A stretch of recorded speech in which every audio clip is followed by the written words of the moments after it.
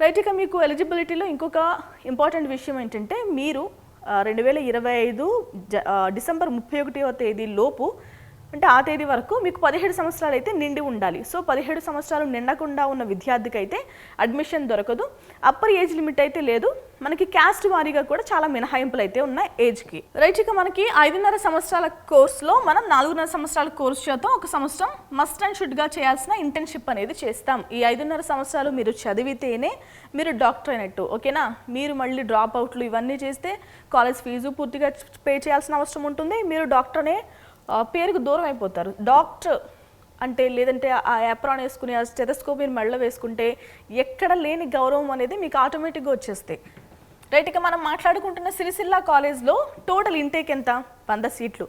ఈ 100 సీట్లను మన గవర్నమెంట్ కాలేజ్ కాబట్టి అంటే కొన్ని గవర్నమెంట్ కాలేజెస్లో మేనేజ్మెంట్ కోటా కూడా ఉంటుంది ఏపీలో, బట్ ఇక్కడ మనకు తెలంగాణలో అలా లేదు. సో మనం మాట్లాడుకుంటుంది గవర్నమెంట్ మెడికల్ కాలేజ్ కాబట్టి 2 కోటాస్ ఉంటాయి. ఒకటి ఏఐక్యూ కోటా, ఇంకొకటి స్టేట్ కోటా. స్టేట్ కోటాకు వచ్చేసి 85% సీట్స్ అనేవి అలొకేట్ చేస్తారు.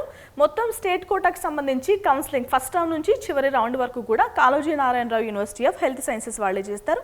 అటు ఏపీ గురించి మాట్లాడాలంటే doctor NTR university of health sciences వాళ్ళు అయితే చూసుకుంటారు. సో మనకి యాక్చువల్గా 2014 కంటే ముందు ఎన్టీఆర్ వాళ్ళే చూసుకునే వాళ్ళు, బైఫర్కేషన్ జరిగిన తర్వాత కాళోజీ నారాయణరావు వాళ్ళైతే చూసుకుంటున్నారు. రైట్. ఇక ఏఐక్యూ కోటా విషయానికి వస్తే 15% సీట్లు అనేవి రిజర్వ్ చేసి పెడతారు. టోటల్ ఇంటేక్ 100 సీట్లు కాబట్టి కెనడా కోటా 85% అంటే 85 సీట్లు, ఆల్ ఇండియా కోటా 15% అంటే 15 సీట్లు. ఈ 15 సీట్లలో మనం దేశంలో ఉన్న ఎక్కడ విద్యార్థినైనా చూడొచ్చు మనం ఈ తెలంగాణ సిరిసిల్ల మెడికల్ కాలేజ్లో. సో వాళ్ళకి సీట్ వస్తాయి.